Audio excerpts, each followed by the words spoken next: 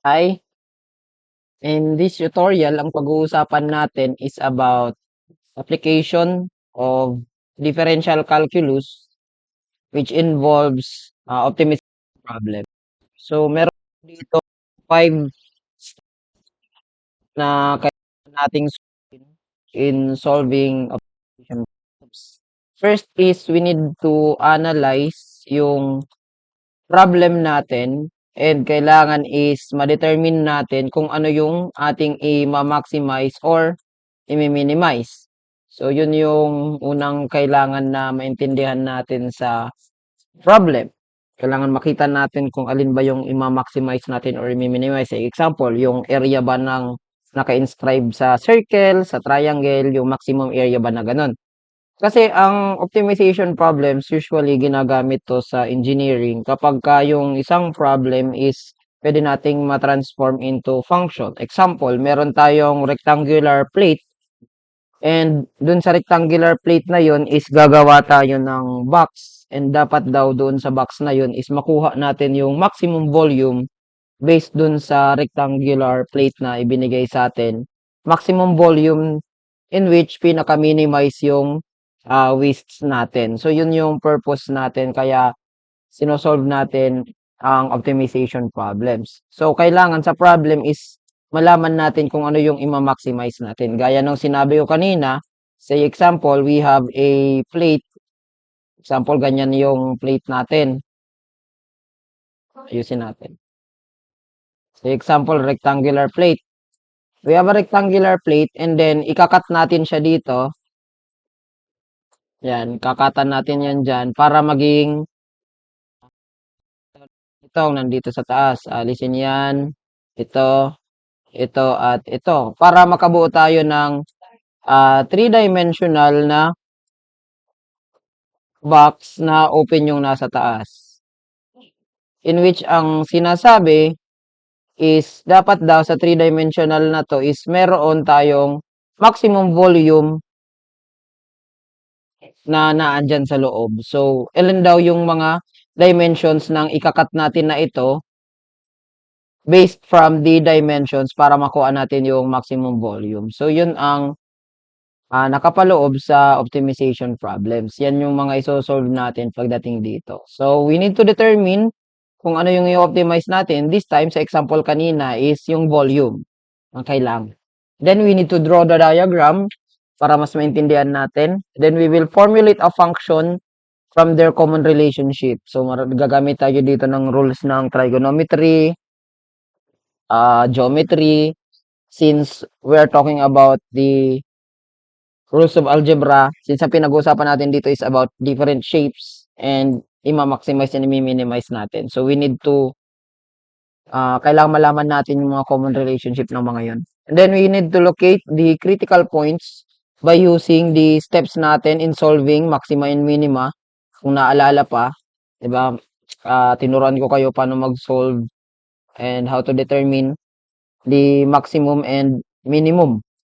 Then, ang last diyan is ite-test natin kung maximum ba or minimum. So, 'di ba pag negative yung second derivative natin, maximum siya. Pag nag-positive yung second derivative, minimum yung function natin. So, yun din yung gagawin natin dito. So, we will set our maximum and minimum to 0. So, mas maintindihan natin 'to if gagamitin natin siya sa sample problems. Example. So, unang example natin, what are the dimensions? Sulat ko lang.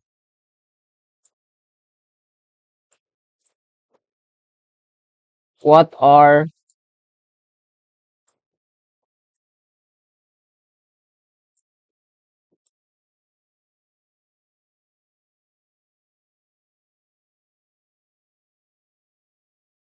the dimensions of the largest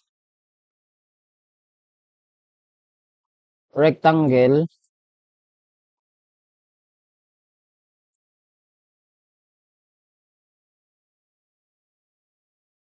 that can be inscribed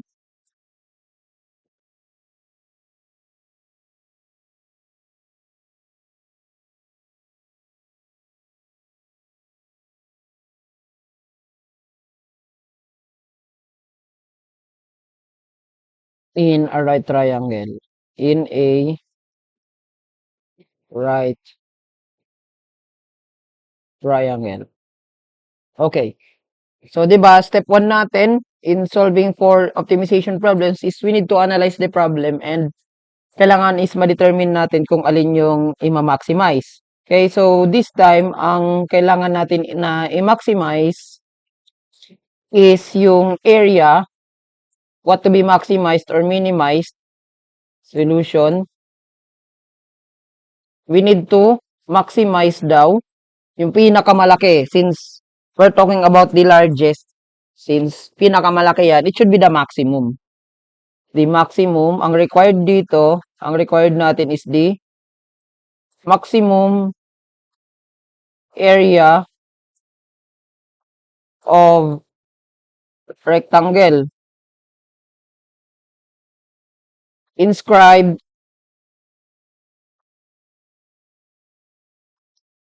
in a right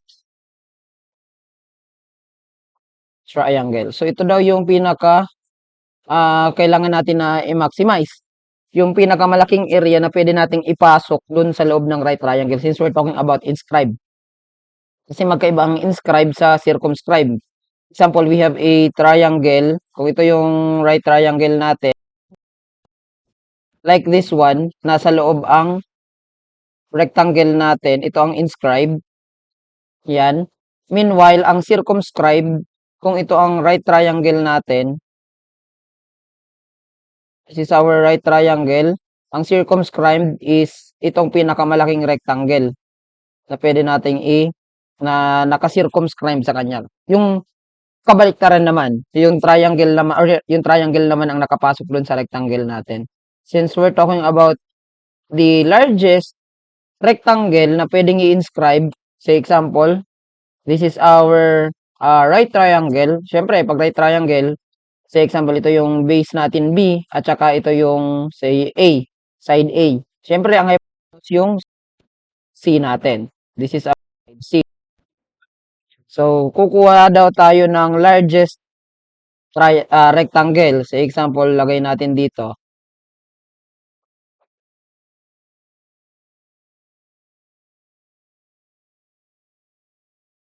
Drawing tayo ng rectangle. Ito na lang para mas makita. Yan. Say example, yan yung rectangle natin. Square is also a rectangle. Pwede na yan. So, say example, ito yung rectangle. Ano daw yung dimension ng rectangle na to? Meaning, ano yung dimension nito sa side na to? Say example, ilagay natin siya as our x and ilagay natin ito as y. Ito sa kabilang side. So, ano daw yung magiging values ng x and y natin based on this, based dun sa sides ng triangle na A and B.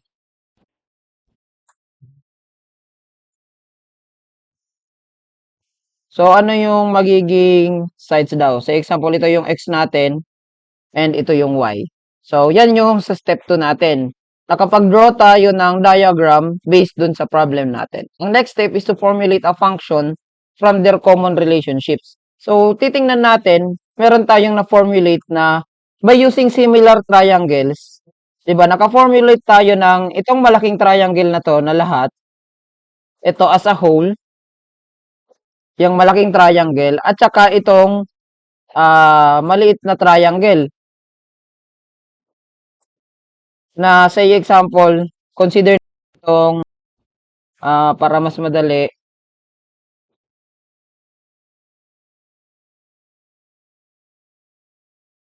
Ang i-consider nating triangle is itong triangle na nandito sa baba. Since yung angle dito ng maliit na triangle, itong triangle na to, itong big angle natin, yung nandyan sa lahat, is equal naman. So, they are considered as similar triangles.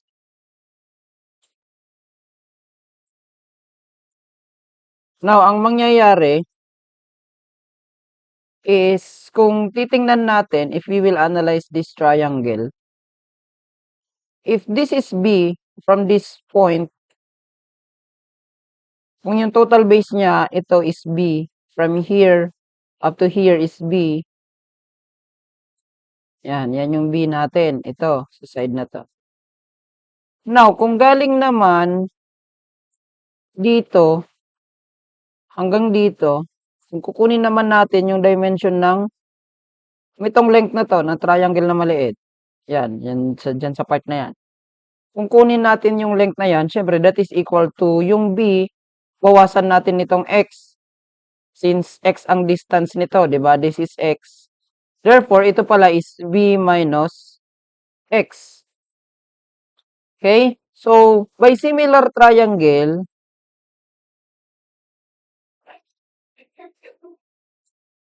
we can say that B minus X over, say example, itong side na to over this side, is equal, over Y, is equal to, itong side naman ng malaki, ito yung nasa maliit, yung nasa green.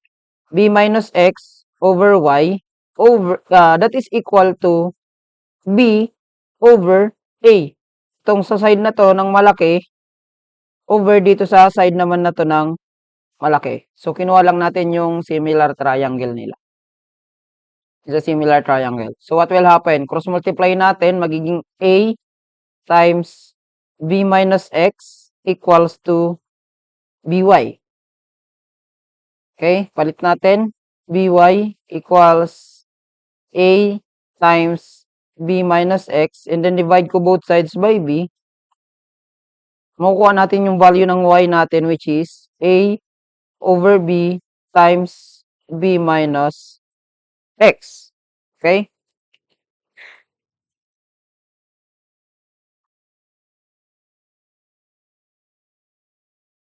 Now, ito yung value ng Y natin na naandito in terms of A, B, and X. Now, tandaan natin na ang hinahanap natin dito na need ma-optimize is the area of the rectangle. So, knowing that the area of the rectangle is equals to the length times the width or yung X natin times Y, yan yung area ng rectangle, di ba? Pwede nating i-substitute yung value ng Y, ito, dito. So, substituting, ang mangyayari, magigitong A is equal to X times yung value ng Y natin na A over B times B minus X. So, ang mangyayari is magiging A is equals to, distribute, AX over B, ito na yan, AX over B times B minus X. And then, further distributing, yung function natin, magiging itong A is equals to A X, kasi yung B magka-cancel out dito. Diba?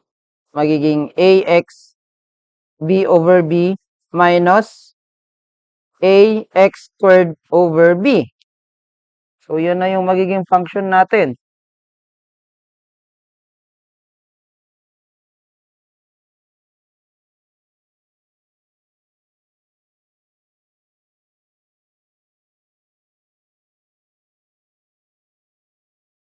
Okay? So, mangyayari, magiging, magka-cancel na to.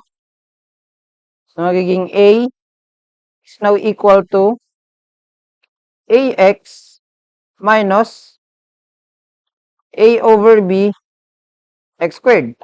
So, ito na yung function natin na merong relation, may relationship yung area natin at saka yung A and B natin. Now, differentiating this, kasi 'di ba, ang kailangan natin is i-differentiate natin para ma-determine natin yung dun sa critical points natin. So, 'di ba, need natin na differentiate yung A natin with respect to X. So, what will happen? Ang mangyayari is magiging dA Kasi di-derive natin to with respect to x. Magiging dA over dx is equals to, anong derivative nito with respect to x? A na lang siya. Minus A over B. Diba? Ang derivative ng x squared is 2x. Okay?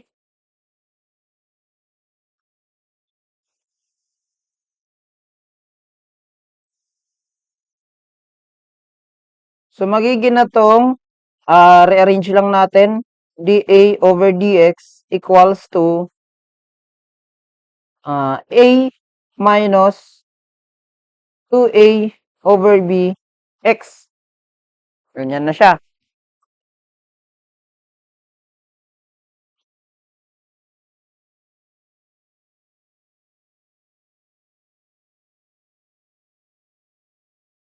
Now, to maximize or minimize, next step, to maximize or minimize,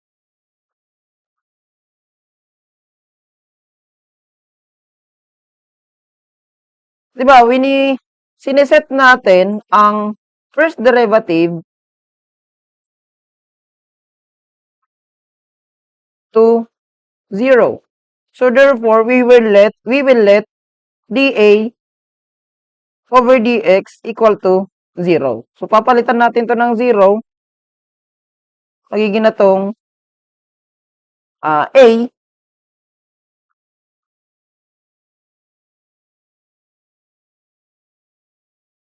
minus 2A over B x. Okay? Then we will resolve for the value of x. So, lipat natin ito. Itong negative 2A over bx. Magiging na siyang 2A over b x equals to A na lang. May A dito, may A sa kabila. We can cancel it out. Itong dalawang A.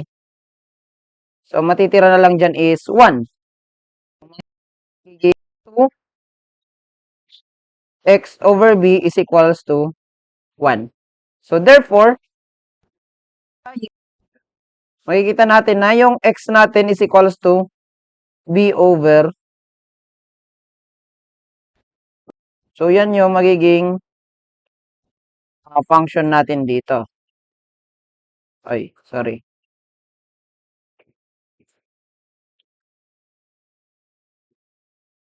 X is equals to b over 2.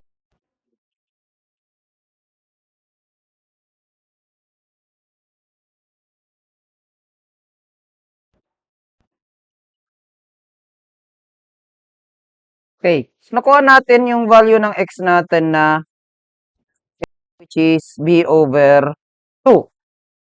Now, ang kailangan naman natin is yung value ng y. By using this one,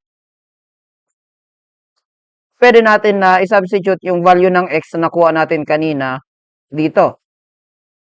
Or kahit nga dito na lang sa relationship natin ng x and y. Since x natin is equals to b over 2,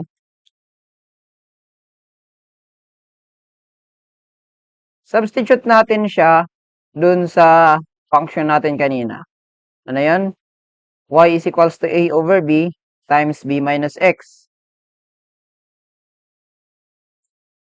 Y equals to a over b times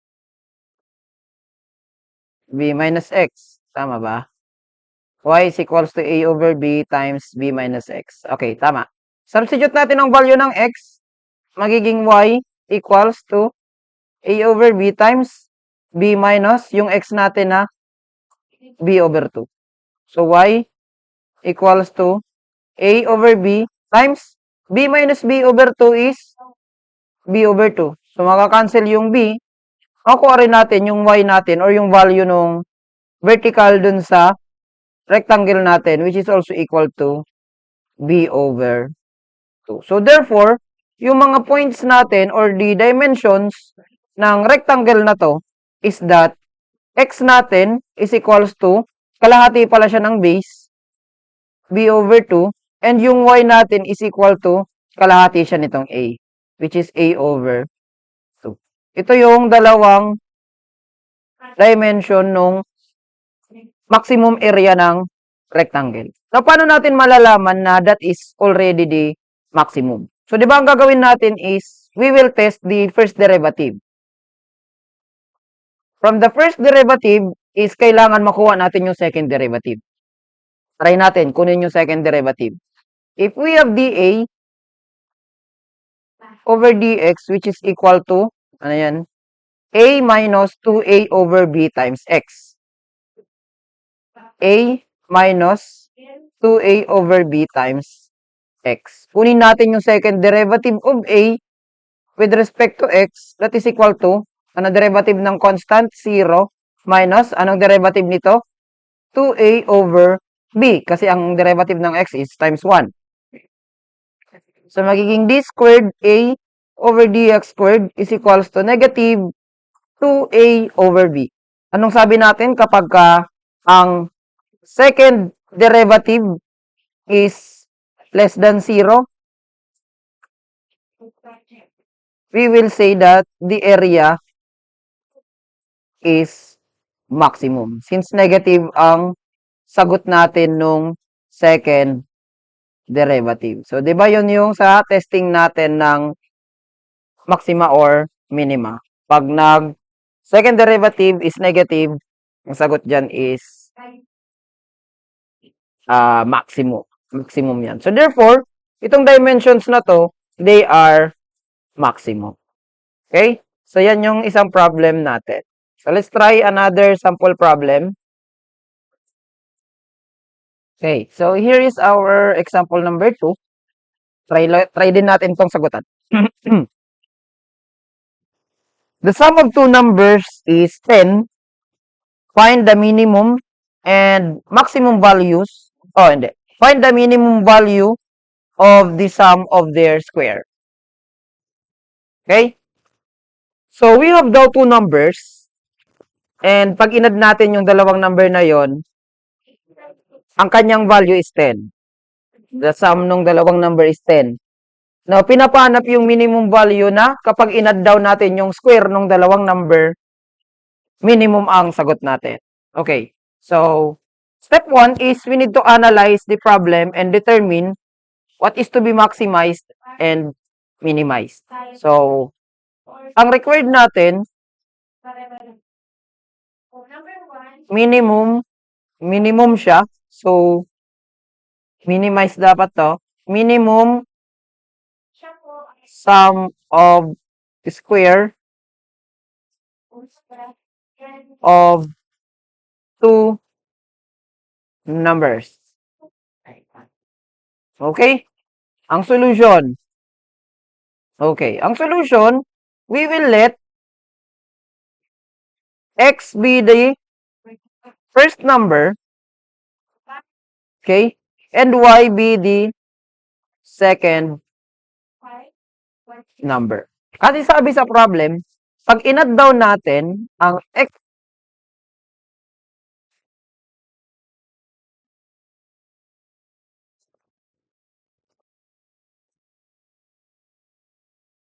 we can read the problem para ito ay maging x plus y is equals 10. Magigitong x equals to 10 minus y. Galing yan dito, di ba? Rene-arrange ko lang yung problem natin. Another given is that ang pinapahanap daw sa atin is the sum of their square. So, if we will let s be the sum of their square, in which s is equals to x squared plus y squared. Kasi 'di ba, ang square daw ng x plus x square ng y, the sum of the square of the two numbers, it should be minimized itong s. Itong i-minimize natin. So, taking the derivative with respect to x, anong mangyayari? Wait lang.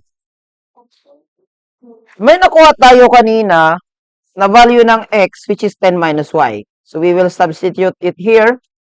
Ang mangyayari magiging s equals to value ng x na 10 minus, mali. 10 minus y quantity squared plus y squared. So, di ba, naging ganyan. Para mas madali, expand ko na lang muna to. S is equals to 100 minus 2y plus y squared plus y squared. So, S is equals to 2y squared minus 2y plus 100. Now, since with respect to y tayo, pwede naman natin yan na i-differentiate ang S. Differentiate natin ang S with respect to y, since y ang variable natin. Ano magiging derivative natin dito? Ang derivative ng 2y squared is 4y minus ang derivative ng 2y is negative 2. Ayan, negative 2y. Ang derivative nito is 0. So, magsi-0 na yan. So, yan yung makukuha natin.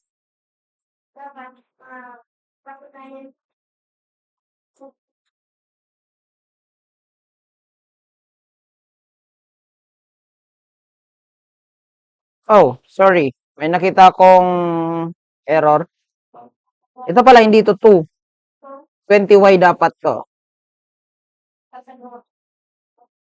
Ito dapat is negative 20y. Since 10 times 2 is 20 times negative y is negative 20y. So, ito is negative 20. Ayusin natin. This is negative 20y. So, ito dapat is negative 20. Letting ds over dy is equal to 0. 0 is equal to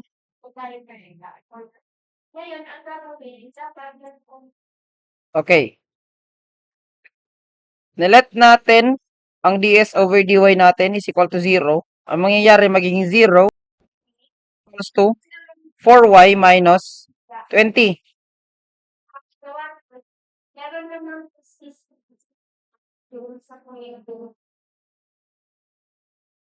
Solving for the value of y, 4y is equals to 20 and y natin is equals to 5. So, yan yung isang value natin. Substituting to dito to determine the value of x. Therefore, since x natin is equals to 10 minus y, x natin is 10 minus 5, which is x is equals to 5. So, therefore, y is equals to 5 and then x is equals to 5. So, paano ma-determine if this is minimum or maximum?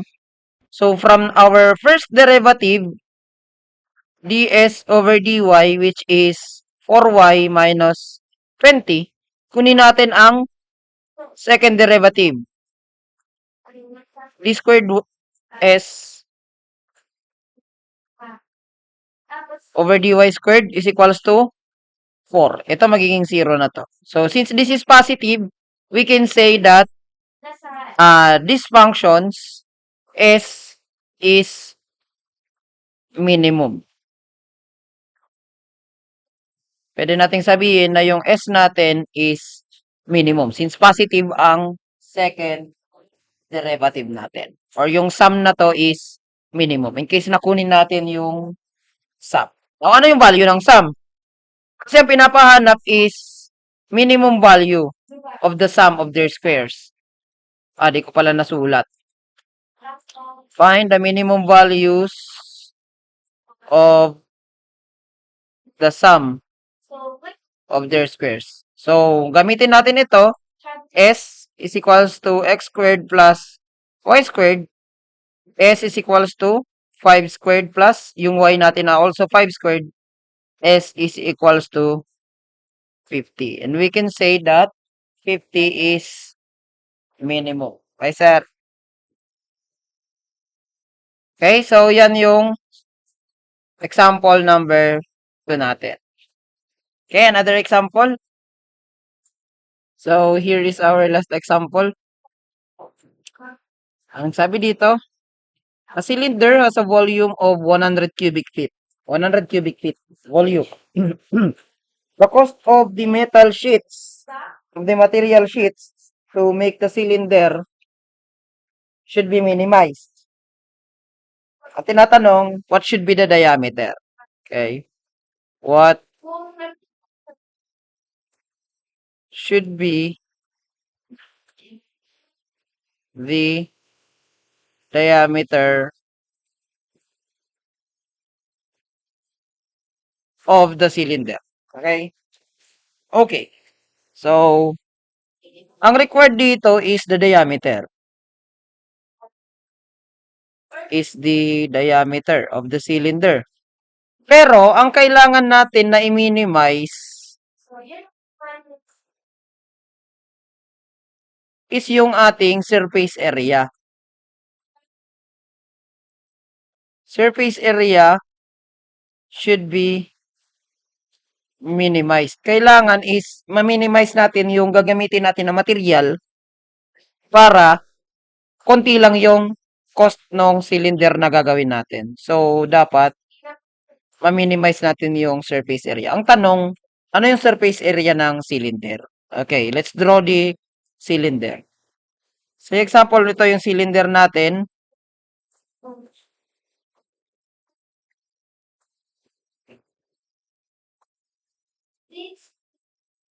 Ayan.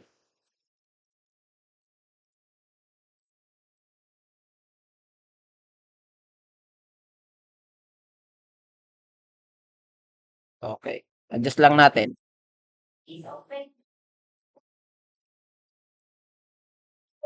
Ayan. So, example, yan yung cylinder natin. Meron tayong diameter D and height H. Okay? So, we have diameter D and height H dyan. Now, ang tanong, knowing that the volume of the cylinder is equals to the area of the base, pi over 4 d squared times our height H. Diba yan yung ating volume ng cylinder? The volume of the cylinder is equal to the area of this base times the total height, H. So, we can say, since our volume is 100 cubic feet, ito, given yan, 100 cubic feet, 100 is equals to pi over 4 d squared H. Therefore, H is equals to 400 over pi. 400, since i-cross multiply natin to, kaya magiging 400 over pi sa baba yung d squared. Okay? Ulitin natin para hindi nakakalito. Cross multiply natin yung 4 sa 100, magiging 400. Ay, sorry.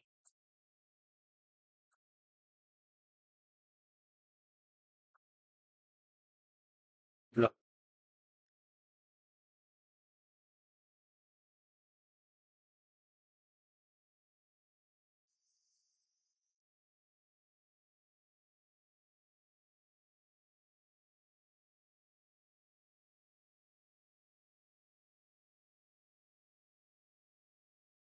$400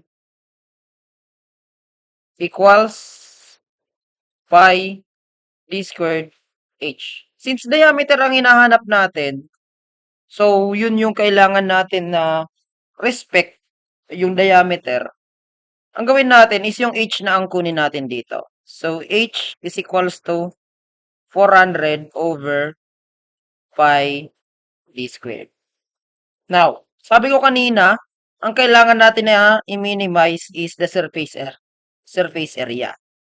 Now, ang surface area of a cylinder, that is equal to the, kung titingnan nyo, yan yung sum nitong lateral surface na naandito sa gilid, itong nandito sa nakapaikot na yan, plus itong area ng circle na nasa taas at saka area ng nasa baba. In short, that is the sum of dalawang area ng circle to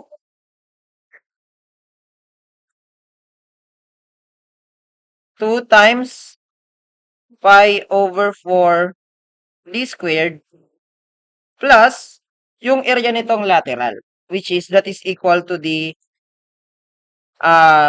pi d or the circumference times yung height h natin.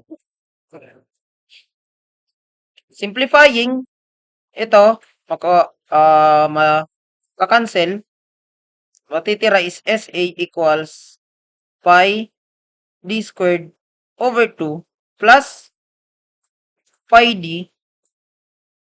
I-substitute na natin yung value ng h kanina na 400 over pi d squared. So, makacancel yung pi d dito. May matitira pang isang d. So, may iwan na lang. SA is equals to pi over 2 d squared plus 400 over d. Now, taking the derivative of the surface area with respect to the diameter. Derivative of surface area with respect to diameter d, that is equal to, kopyahin natin yung pi over 2. Anong derivative nito? Magiging 2d. Plus, how about this? Kopyahin natin ang 400 times, what is the derivative of 1 over d? Derivative of 1 over d, kasi di ba nasa baba yan? So, ang itataas natin, that is simply equal to the derivative of d raised to negative 1. So, therefore, this is equal to negative 1 times d raised to negative 2. Or, that is equal to negative 1 over d squared. So, 400 times negative 1 over d squared. So, simplifying, derivative of surface area with respect to diameter, that is equal to, cancel lang 2, matitira na lang is pi d. Plus, hindi na pala to plus. Since may negative dito, this will become negative 400 over d squared. Okay? So, setting or letting d of SA over d of d as 0, since kukunin natin yung minimization yan, i-minimize natin yan, 0 yan, that is equal to pi d minus 400 over d squared. Pwede natin gamitin yung calculator, pwede namang hindi. Multiply natin to ng d squared. So, ang mangyayari is 0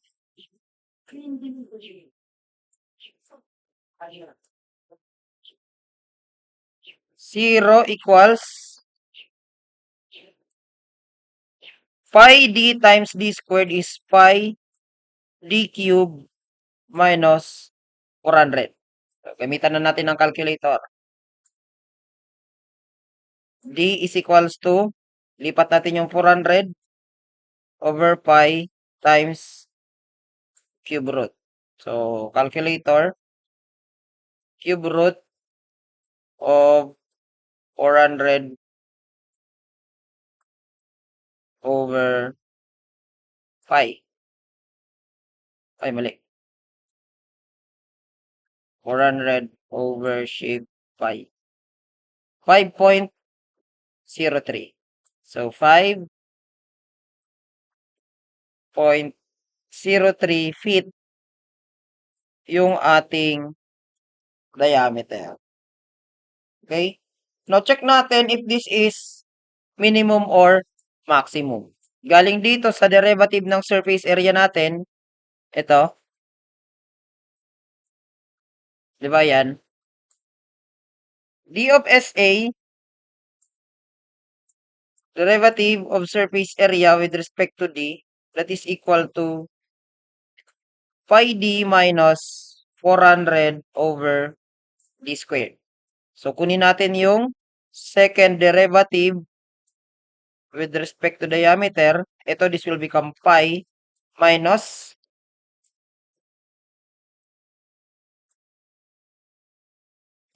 ang derivative nito. So, kopyahin natin yung 400 times, ano naman ang derivative ng 1 over d squared? So, same nung kanina, i-rewrite lang to as derivative of d of negative 2. So, magiging itong negative 2 times d raised to negative 2 minus 1 times 1. So, magiging itong negative 2d raised to negative 3 or negative 2 over d cube times negative 2 over d cube. So, magiging itong d of SA over d squared, d squared to is equals to pi minus 800 over, plus yan. Kasi negative times negative is plus. 400 times 2 is 800 over d cube. So, substituting the value of d na 5.07. So, kahit titingnan natin yung sign na lang, automatic this will become positive. Kasi wala namang negative dyan, di ba? So, pag inad natin yan, magiging positive. And once sinabi natin na yan ay positive, we can say that the surface area is minimum. Kasi 'di ba, ang kailangan lang naman natin sa second derivative is the sign, not the value. Since positive naman na yung sagot natin, we can say na minimize natin yung sagot natin dito. So, yun yung ating example number 3. So, you may answer other examples na makikita nyo sa internet to test your skills in optimization problems. So, that concludes our video for this time. Thank you and have a good day.